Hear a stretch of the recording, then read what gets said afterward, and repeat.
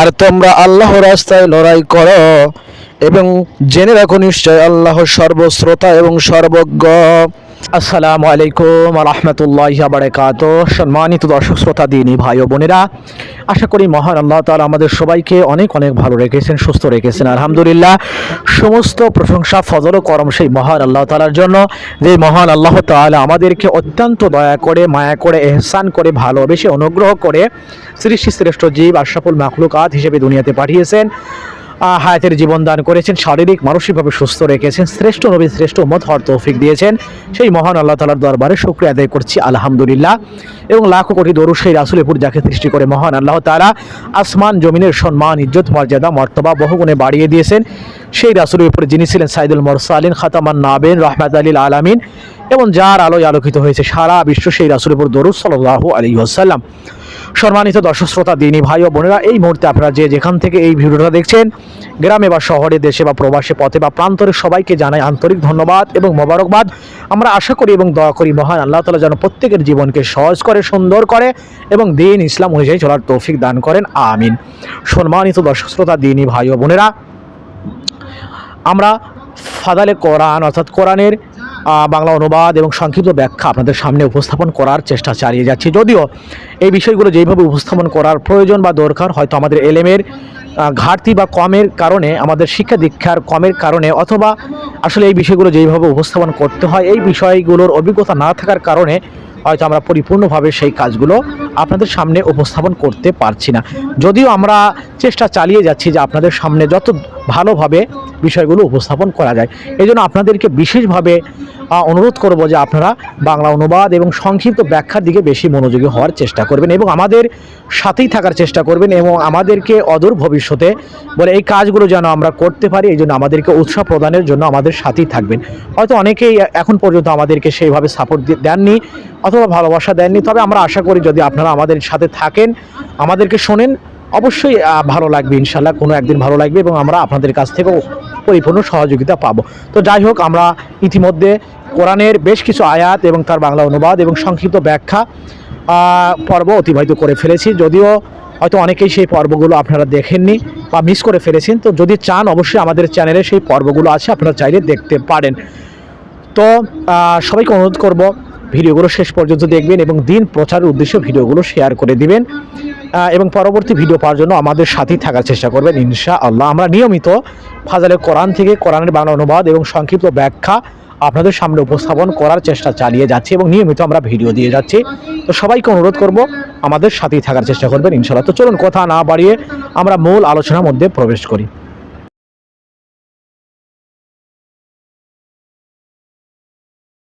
আলহামদুলিল্লাহ সুম্মা আলহামদুলিল্লাহ, ইনশাআল্লাহ আজকে আমাদের আলোচনা সূরা আল বাকারার 244 নম্বর আয়াত থেকে শুরু হবে ইনশাআল্লাহ। আউযু বিল্লাহি মিনাশ শাইতানির রাজীম। বিসমিল্লাহির রহমানির রহিম।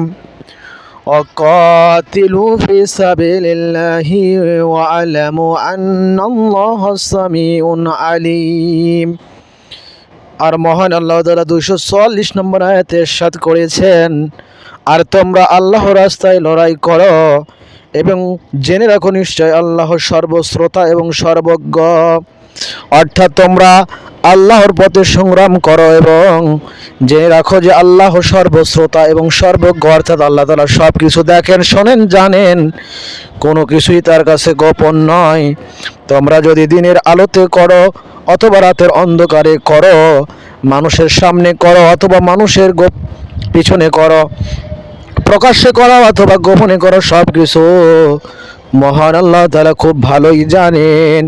আর এই আয়াতের মধ্যে কিন্তু আল্লাহ রাস্তায় লড়াই করার কথা, জিহাদের কথা ঘোষণা করা হয়েছে, বলা হয়েছে।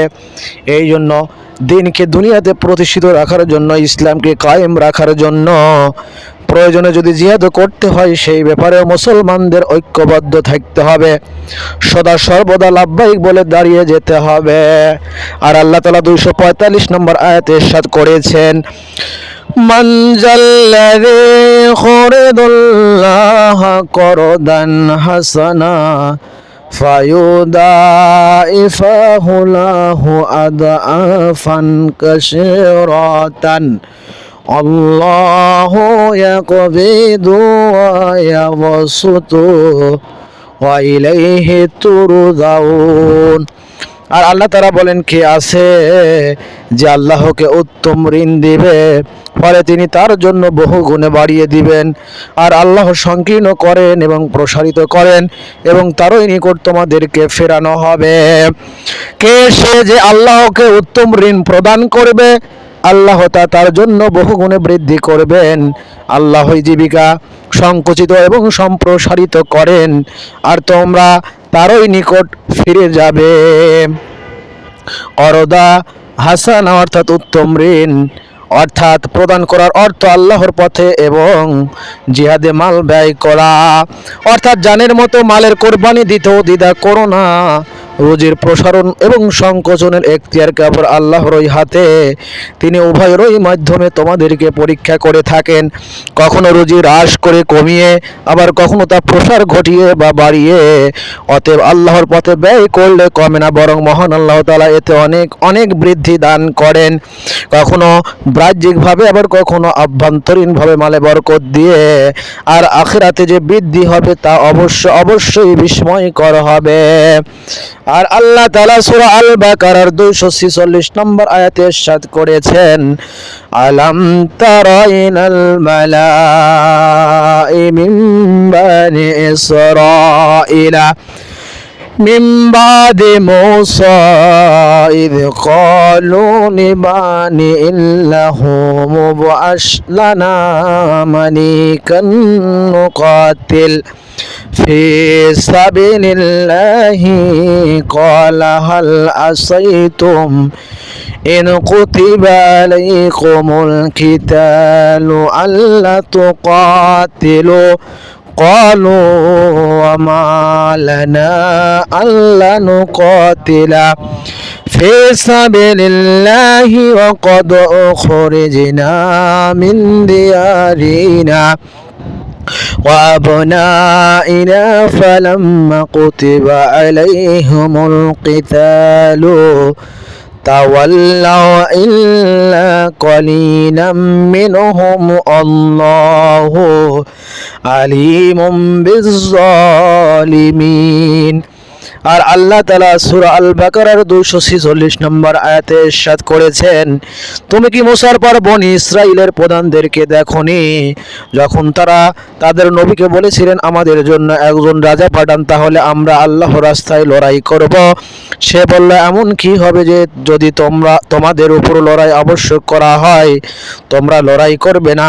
তারা বলল, আমাদের কি হয়েছে যে আমরা আল্লাহর রাস্তায় লড়াই করব না, অথচ আমাদেরকে আমাদের গৃহসমূহ থেকে বের করা হয়েছে এবং আমাদের সন্তান থেকে বিচ্ছিন্ন করা হয়েছে। অতঃপর যখন তাদের উপর লড়াই আবশ্যক করা হলো, তখন তাদের মধ্যে থেকে স্বল্প সংখ্যক ছাড়া তারা বিমুখ হলো। আর আল্লাহ জালিমদের সম্পর্কে সম্যক অবগত আছেন।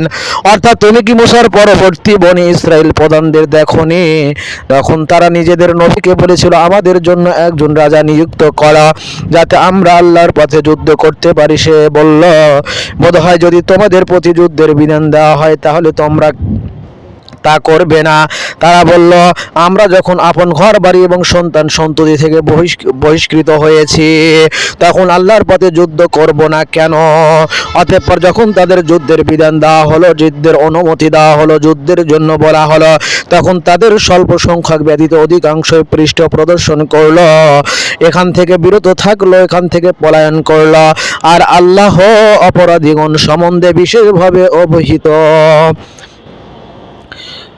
মালা অর্থাৎ কোন জাতির এমন সম্মানিত এবং সম্ভ্রান্ত লোকদেরকে বলা হয় যারা বিশেষ উপদেষ্টা ও নেতা হন, যাদেরকে দেখলে চোখ এবং অন্তর প্রভাবে ভরে যায়। মালার আবিধানিক অর্থ হলো ভরে যাওয়া। আইসারুত তাফাসির, যে নবীর কথা আয়াতে উল্লেখ করা হয়েছে তার নাম শামবিল বলা হয়। ইবনে কাসির অন্যান্য মুফাসসিরগণ যে ঘটনা বর্ণনা করেছেন তার সার কথা হলো, বনে ইসরাইল মূসা আলাইহিস সালামের পর কিছুকাল পর্যন্ত সঠিক পথেই ছিল, তারপর তাদের মধ্যে বিমুখতা এলো, দিনে নতুন নতুন বিদআত আবিষ্কার করলো, এমনকি মূর্তি পূজাও আরম্ভ করে দিল।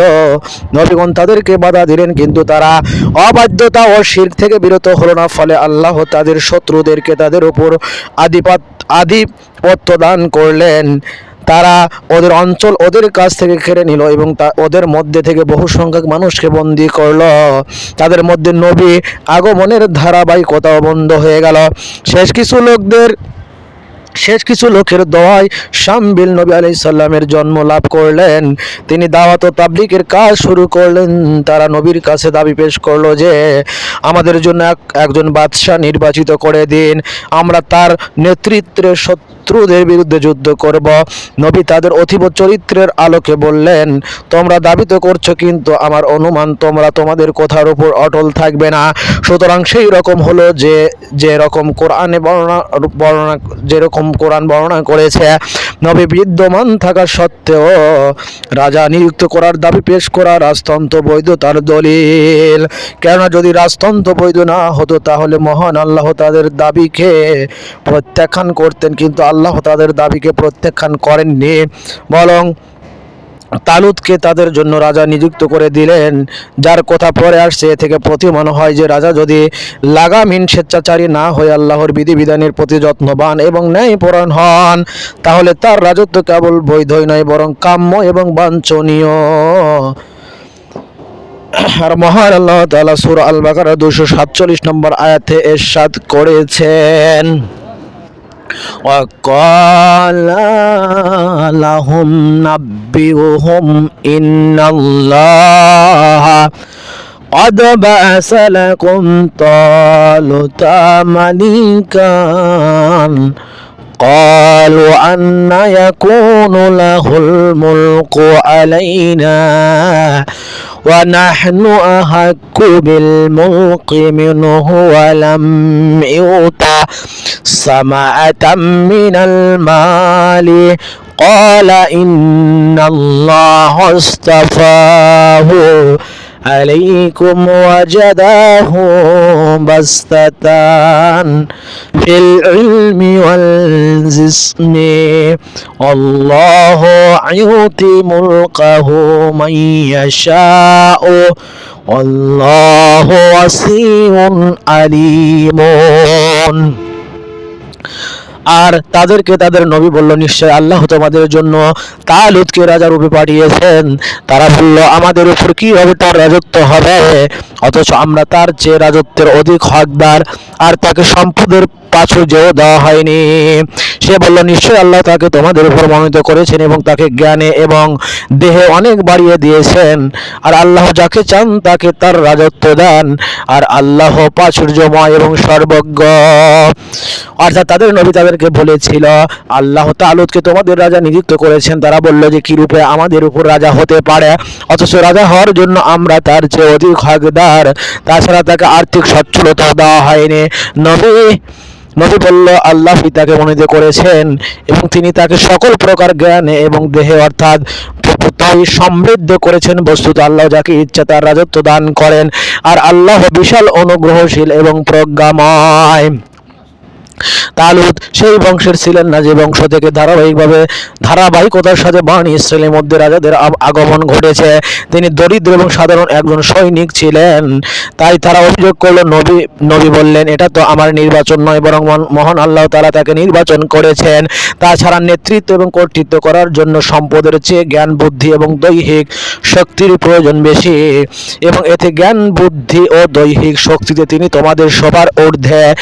আর এই কারণেই মহান আল্লাহ তাআলা তাকে এই পদের জন্য মনোনীত করে নিয়েছেন। তিনি বড়ই অনুগ্রহশীল, তিনি যাকে ইচ্ছা স্বীয় দয়া এবং অনুগ্রহ দানে ধন্য করেন। এর সর্ববিষয়ে অবগত, অর্থাৎ তিনি জানেন যে রাজত্ব পাওয়ার কে যোগ্য এবং কে অযোগ্য। মনে হয় যখন তাদেরকে বলা হলো যে এই মহান আল্লাহর মহান আল্লাহ তাআলা কর্তৃক, তখন তারা সম্পূর্ণরূপে নিশ্চিত হওয়ার জন্য আরো কোনো নিদর্শন কামনা করে। তাই পরের আয়াতে আরো একটি নিদর্শনের বর্ণনা এসেছে। মহান আল্লাহ তাআলা 248 নম্বর আয়াতে ইরশাদ করেন, وقال لهم بيعهم إن آية ملقه أن يأتيكم التابوت فيه سكينة من ربكم وبقيات مما ترك آل موسى وآل هارون تحمله الملائكة إن في ذلك لآية لكم إن كنتم مؤمنين। আর আল্লাহ তাআলা বলেন, আর তাদেরকে তাদের নবী বলল, নিশ্চয় তার রাজত্বের নিদর্শন এই যে তোমাদের নিকট তাবুত আসবে, যাতে থাকবে তোমাদের রবের পক্ষ থেকে প্রশান্তি, এবং মূসার পরিবার এবং হারুনের পরিবার যা রেখে গিয়েছে তার অবশিষ্ট যা গ্রহণ করে আনবে ফেরেশতাগণ, নিশ্চয় তাতে রয়েছে তোমাদের জন্য নিদর্শন যদি তোমরা মুমিন হও। অর্থ সিন্ধুক, এতে বনি ইসরাইলের কিছু নিদর্শন ছিল, তাই তারা এটিকে পবিত্র মনে করত এবং যুদ্ধের সময় সামনে রাখত। অর্থাৎ তাদের নবী তাদেরকে আরো বলল, নিশ্চয় তার রাজত্বের সুস্পষ্ট নিদর্শন এই যে তোমাদের নিকট একটি সিন্ধুক আসবে, যাতে আছে তোমাদের প্রতিপালকের পক্ষ থেকে তোমাদের জন্য প্রশান্তি এবং কিছু পরিত্যক্ত জিনিস যা মূসা এবং হারুনের বংশধরগণ রেখে গেছে, ফেরেশতাগণ সেটি বহন করে আনবে। নিশ্চয় এতে তোমাদের জন্য নিদর্শন রয়েছে যদি তোমরা বিশ্বাসী হও। সিন্ধুক অর্থাৎ তাবুত বা সবাধার শব্দটি তাব ধাতু থেকে গঠিত, যার অর্থ হলো প্রত্যাবর্তন করা। যেহেতু বানি ইসরাইল বরকত অর্জনের জন্য এর প্রতি প্রত্যাবর্তন করত, তাই এর নাম তাবুত রাখা হয়। ফাতুল কাদির, এই সিন্ধুকে মূসা আলাইহিস সালাম এবং হারুন আলাইহিস সালামের বরকতময় কিছু জিনিস ছিল। এই সিন্ধুকও তাদের শত্রুরা তাদের কাছ থেকে কেড়ে নিয়ে গিয়েছিল। মহান আল্লাহ নিদর্শন স্বরূপ ফেরেশতাদের মাধ্যমে এই সিন্ধুক তালুতের দরজায় পৌঁছিয়ে দিলেন। তা দেখে বানি ইসরাইল আনন্দিত হলো এবং মেনে নিল যে এটি তালুতের রাজত্ব প্রমাণের জন্য আল্লাহ কর্তৃক নিদর্শন। অনুরূপ মহান আল্লাহ এটিকে তাদের জন্য একটি অলৌকিক নিদর্শন এবং বিজয় লাভের এবং তাদের মনের প্রশান্তির উপকরণ করেন। মনের প্রশান্তির অর্থই হচ্ছে মহান আল্লাহর পক্ষ থেকে তার খাস বান্দাদের উপর এমন বিশেষ সাহায্যের অবতরণ, যার কারণে রক্তক্ষয়ী যুদ্ধের ময়দানে যখন বড় বড় সিংহের মতো বীরদের অন্তর কেঁপে ওঠে, তখন ঈমানদারদের অন্তর শত্রু ভয় থেকে শূন্য এবং বিজয় ও সফলতা অর্জনের আশায় পরিপূর্ণ থাকে। এই কাহিনী থেকে জানা যায় যে আম্বিয়া ও সালেহিনদের বরকতময় জিনিসের মধ্যে নিঃসন্দেহে আল্লাহ অনুমতি ক্রমে গুরুত্ব এবং উপকারিতা আছে, তবে শর্ত হলো এই যে তার সত্য পক্ষেই বরকতময় এবং নবীদের ব্যবহৃত হতে হবে। যেমন উক্ত তাবুতে নিঃসন্দেহে মূসা এবং হারুন আলাইহিস সালামের কিছু বরকতময় জিনিস রাখা ছিল।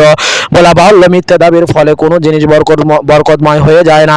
যেমন বর্তমানে বরকতময় জিনিসের নামে কয়েক জায়গায় বিভিন্ন জিনিস রাখা আছে, অথচ ঐতিহাসিক প্রেক্ষাপটে তার সত্যতার কোনো প্রমাণ মেলে না। অনুরূপভাবে মন গড়াভাবে কোনো জিনিসকে বরকতময় বানিয়ে নিলে তাও কোনো উপকারে আসে না। যেমন কিছু লোক মহানবী সাল্লাল্লাহু আলাইহি সাল্লামের বরকতময় জুতার মূর্তি বানিয়ে নিজের পাশে রাখে, অথবা বাড়ির দেওয়ালে টাঙিয়ে রাখে, অথবা বিশেষ পদ্ধতিতে তা ব্যবহার করার মাধ্যমে নিজেদের প্রয়োজন পূর্ণ ও বিপদ দূর হবে বলে মনে করে থাকে। এইভাবে কবরে বুজুর্গদের নামে নিবেদিত নজর ও নিয়াজের জিনিসকে এবং তবরুকের খানাকে অনেকে বরকতময় মনে করে থাকেন, অথচ এই হলো গায়রুল্লাহর নামে নিবেদন ও আমূলক বিশ্বাস, যা শিরকের আওতাভুক্ত।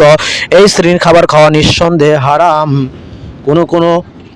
কোনো কবরে গোসল দেওয়া হয় এবং তার পানিকে বরকতময় মনে করা হয়, অথচ কবরের গোসল দান কাবাগৃহের গোসল দেওয়ার নকল, যা বৈধই নয়। প্রক্ষান্তরে গোসলে ব্যবহৃত এই নোংরা পানি কিভাবে বরকতময় হতে পারে?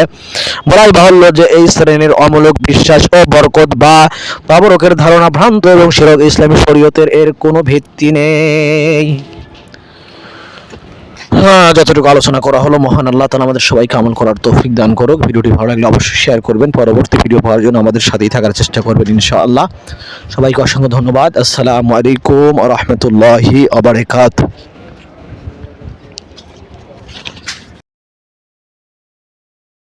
যে অভিভাবক ছাড়া কিন্তু বিবাহ সই হবে না, বৈধ হবে না।